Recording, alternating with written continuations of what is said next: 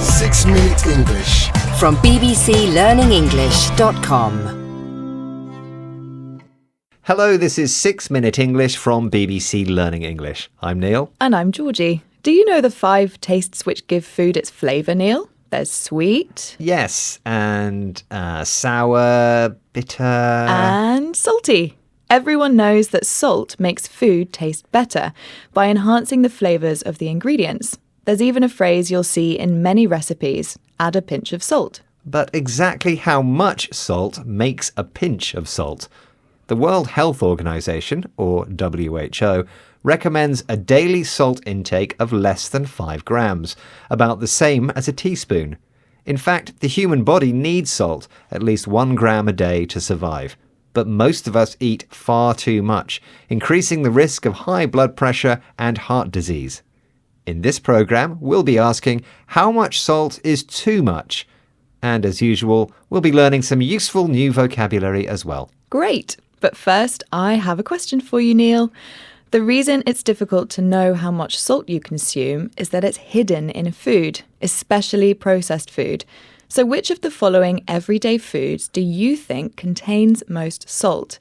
Is it A, meat, B, bread, or C, pasta? Well, I'm going to guess that meat is the saltiest of those foods. OK, Neil, I'll reveal the answer later in the programme. Marian Sambiva lives in Astana, the capital of Kazakhstan, a country where people eat on average 17 grams of salt a day.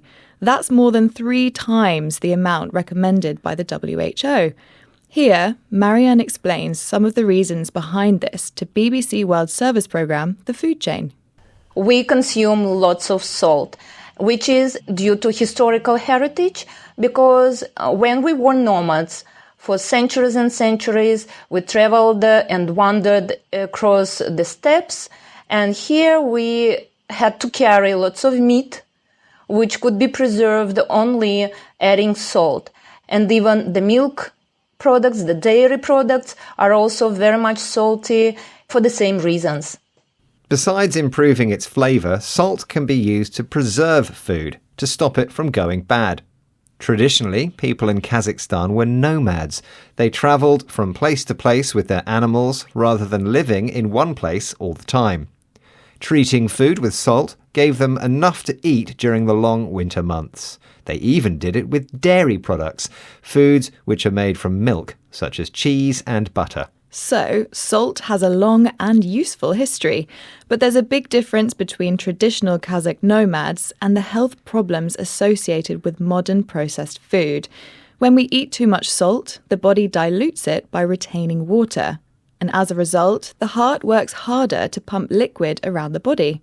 This causes high blood pressure, which, over time, can lead to heart disease. Globally, governments are fighting this health risk in different ways.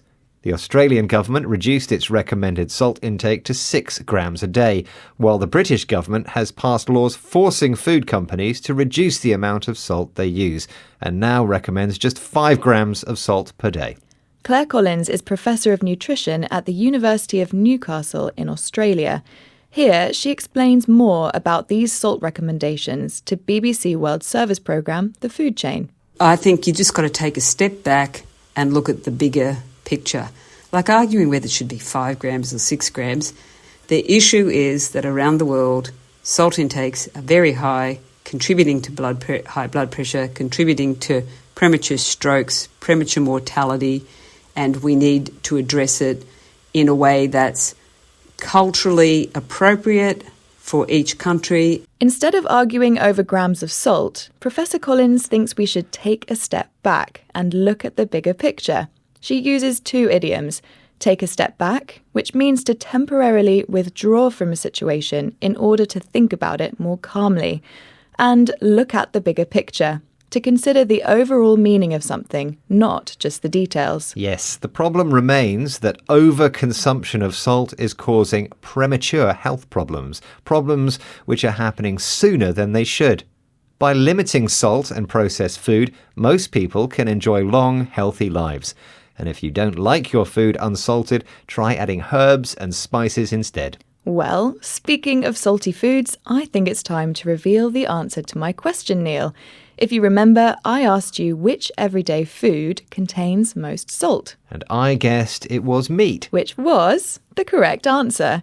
Meat contains the highest amount of salt, around 19%, followed by bread with 14% and pasta with 7%.